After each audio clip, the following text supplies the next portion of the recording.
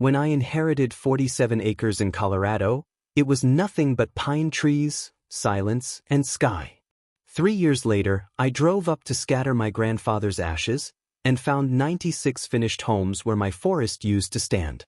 Families unloading furniture. Streetlights glowing. An HOA calling me the trespasser. So I smiled and let them finish building. Write complete script at once. When I inherited 47 acres in Colorado, it was nothing but pine trees, silence, and sky. 3 years later, I drove up to scatter my grandfather's ashes and found 96 finished homes where my forest used to stand.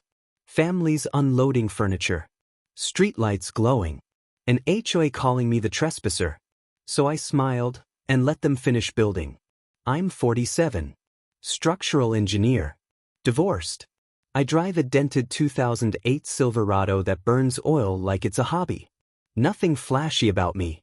My grandfather bought that land in 1971 for $8,200 cash and kept every receipt in leather-bound ledgers.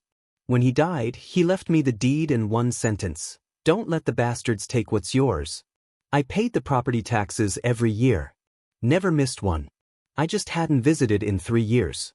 Life got busy. That was my mistake. Or so they thought. The day I drove back, I turned off the highway expecting trees. Instead, I hit a paved entrance with a stone sign, Ridgeline Heights. Mediterranean-style houses lined both sides of a brand-new road. Stucco walls. Identical beige paint. Fake balconies. A security guard stepped into the road and told me residents only. I told him I owned the land. He laughed. Then she showed up. HOA president. White SUV. Designer sunglasses. She looked at my boots, my truck, and decided who I was in 5 seconds. According to her lawyer, the land had been abandoned. They'd filed adverse possession, claimed it legally, sold 96 homes at nearly $500,000 each. She even offered me $15,000 to sign a quitclaim deed. "Take it," she said sweetly, "before you embarrass yourself." $15,000 for $4 million in land. I almost signed. Instead, I called a real attorney. She listened quietly, flipping through my tax receipts. Then she said something that changed everything. "You could stop construction right now," she told me. But I wouldn't. I stared at her. Because if you stop them mid-build, it becomes chaos. Lawsuits from buyers, banks, contractors. Years of litigation. But if you let them finish. She leaned forward. You don't just own land. You own 96 completed houses. And fraud damages multiply. It felt insane. Let them keep building on my land? Yes, she said. Right now you're fighting a developer. If you wait, they'll be fighting bankruptcy. So I did nothing. And that's what scared them. Construction continued. Families moved in. And suddenly, the harassment started. Police were called every time I parked on the public road. Code enforcement showed up because of anonymous complaints.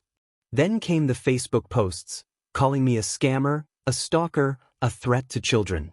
My employer pulled me aside. Optics, they said. The worst part was my daughter calling me in tears, asking if the rumors were true.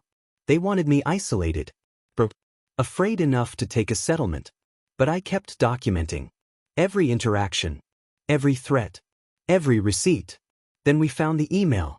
During discovery, my attorney uncovered internal correspondence from the developer months before construction began. One line hit like a hammer. Build fast. Sell faster. He'll settle cheap or drown in legal fees. They knew I owned it. They knew adverse possession wouldn't hold up because I'd paid taxes. They built anyway, betting I couldn't afford to fight. They didn't expect one thing. I keep receipts. Court day came fast. The courtroom was packed. Families who'd bought homes, reporters, lawyers in expensive suits. The developers sat calm, confident. Motion to dismiss filed at the last minute. My attorney handed the judge the email. The room shifted. The developer tried to explain it away. Taken out of context. Preliminary discussion. But under oath, his answers started colliding with his own deposition testimony. The judge's patience evaporated. Motion denied. Temporary restraining order granted. Trial expedited. By the end of the hearing, the judge called it what it was: calculated fraud. When the ruling came down the next morning, it was complete. Full title restored to me. Millions in damages. Attorney fees awarded. Referral for criminal investigation. The HOA president lost her development license. Her husband faced federal charges. Their assets froze within weeks. And legally? I owned 96 houses. I could have evicted everyone. Sold them at market value. Doubled my money. The law would have allowed it. Instead, I called a meeting. Every family showed up, scared and uncertain. They weren't villains. They were teachers, nurses, electricians, parents who thought they were buying stability. I stood in front of them and told them this: you bought your homes in good faith. You did nothing wrong. I'm not here to punish you. We created a community trust. Each family kept their home at the price they originally paid. No inflated resale. No eviction. Payments went toward maintaining the property and funding a scholarship in my grandfather's name. They stole land. I built legacy. Now I live on 5 acres at the edge of the property where the old pines still stand. Small cabin. Quiet mornings. My grandfather's ashes scattered where they were always meant to rest. He told me not to let the bastards take what's mine. I didn't. Have you ever dealt with an HOA that thought money meant power? Tell me your story below. And remember, always keep your receipts.